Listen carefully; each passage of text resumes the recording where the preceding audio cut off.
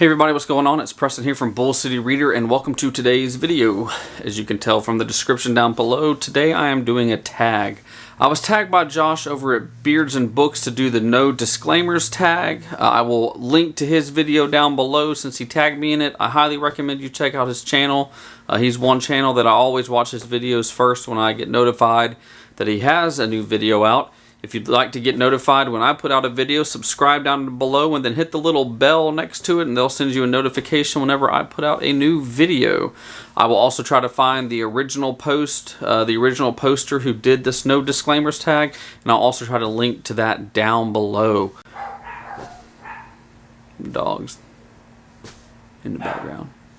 So with that out of the way, let's just jump right on into our video. Question 1. What trope or tropes in books annoy you the most?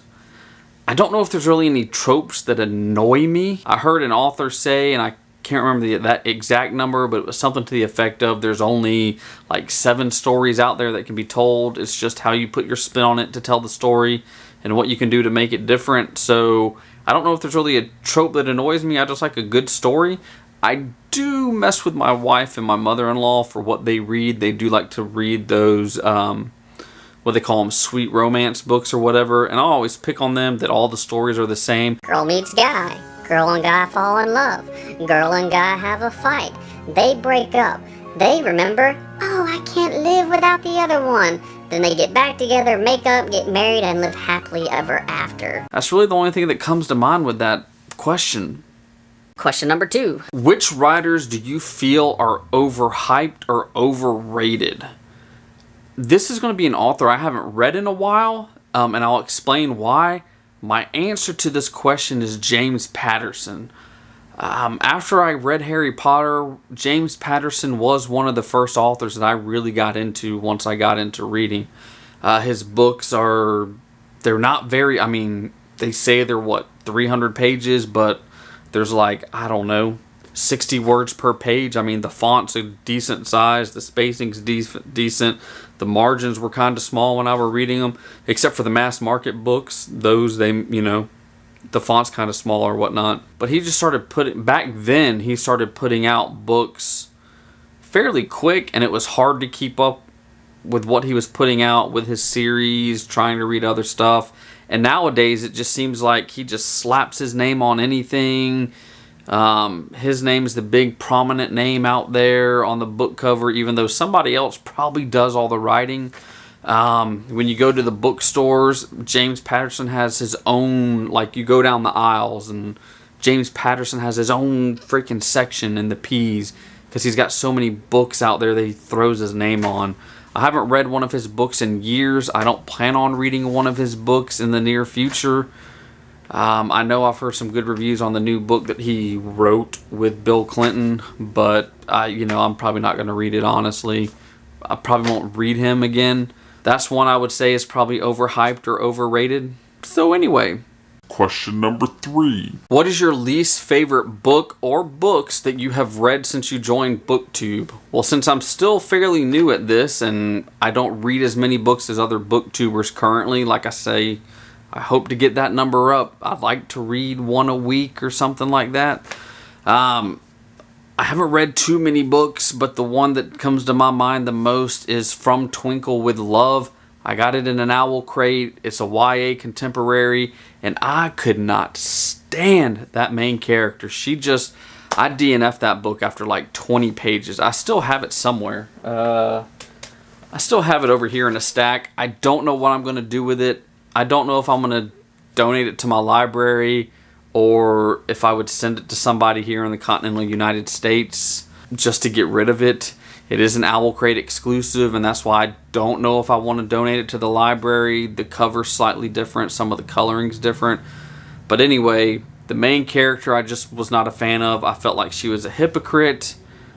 She didn't like the way that rich people acted, or whatever she called them. Silk hat feather wearers, I don't know. Anyway, she had a name for them.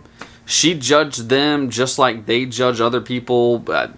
Anyway, to me, she was a hypocrite. I could not stand the character. I could not get behind the character. Could care less what happened to the character, and she's supposed to be the main character of the book. And I have seen some other reviews from her other novel that she wrote before. Can't remember the name. Don't care to really remember the name. And I've heard people say that they had a hard time liking that main character as well. So maybe it's just something this author does. I have no idea. I also didn't care for the storyline. I felt the storyline was very predictable. I was willing to give contemporary a chance. I want to try to, spread my wings or branch out and read new genres. But for that book, I couldn't do it, man. 20 pages in, I figured out who she was going to fall in love with. Flipped to the back of the book. I was right. There was really one thing that was like, oh, I wonder who this was, but I don't really care, kind of, honestly, and just didn't care about the book. So DNF'd it, don't care for it. That's my answer. Question number 4. A terrible ending that ruined an otherwise good quality book. For me, that would be a book I read and reviewed. I'll throw the little thingy up here. It is They Both Die at the End by Adam Silveria, I think is his last name. I ranted on that at the end of that video. There are some spoilers. Can't tell you too much on why, but did not care for the way the author ended the book. He left some stuff unanswered in the book that needed to be resolved in that book, because I don't think you can do you can't do a sequel to that book unless you're just going to follow some other people that die, because they both die at the end. But yeah, that one, I will never read another book by that author again. I don't care for him or his writing if that's the way he's going to end his books. So I will probably never ever give that author another chance. So yeah, terrible ending to a great book. The book makes you think about how you're living your life and if you would change anything in your life and the way you're currently living your life. So there's a great message in the book, but the ending to that book was just absolutely terrible. Like I said, link on one of these sides to that review that I did. Like I said, there are spoilers if you want to know what really bugged me about the ending of the book. Let's move on. Question number 5. Which character or characters do you wish were not killed off? That is very simple for me. I'm going to be talking for a second about Nixia by Scott Rankin. So if you haven't read that book, I am going to kind of spoil some of the book. I'll put the word spoiler down here so you can mute the video or whatever until we get to the non-spoiler. I'll try to maybe put a little timestamp somewhere maybe, but anyway. So if you've made it this far, since I put the spoilers thing up, you don't mind spoilers. Scott Rankin killed off a character that I really liked in his book Nixia. That character, I believe they pronounced the name as Kaya. I loved the chemistry that Kaya and Emmett had together. I thought they were a great pair together. It was kind of like the yin and yang. They were both different, but together they really complemented each other and they were a really good team.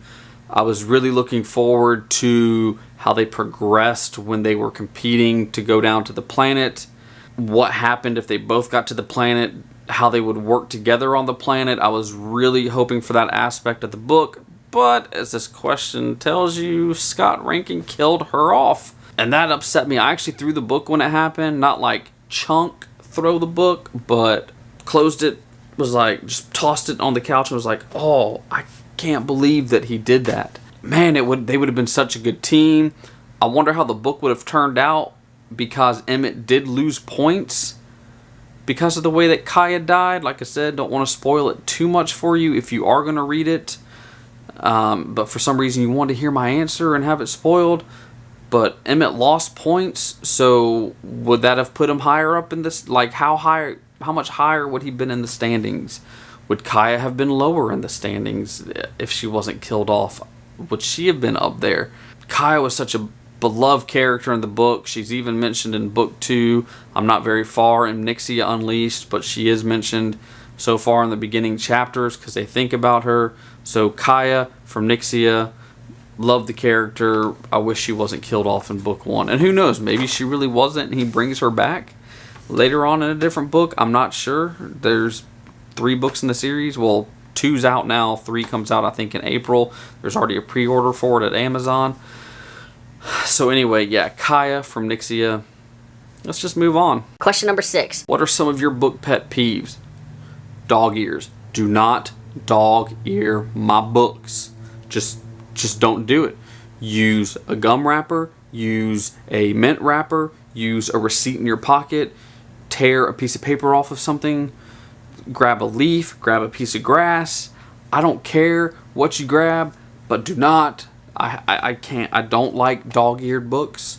Also, breaking the spine. When I read a paperback, I'm just going to grab one for example. I feel like it's hard to break the spine with paperbacks that are kind of this size, because I mean, even when you open it, it doesn't bend much. But when I read these, I kind of like fold the pages like this, so that way I'm not bending the spine. Of course, when you get to like really big books, sometimes it's just impossible to not get a break in the spine. But I also try not to break the spines in my books. Those are my two book pet peeves. Question number 7. What are some books you feel deserve more recognition? When I read this question, I knew exactly what series I was going to pick for this.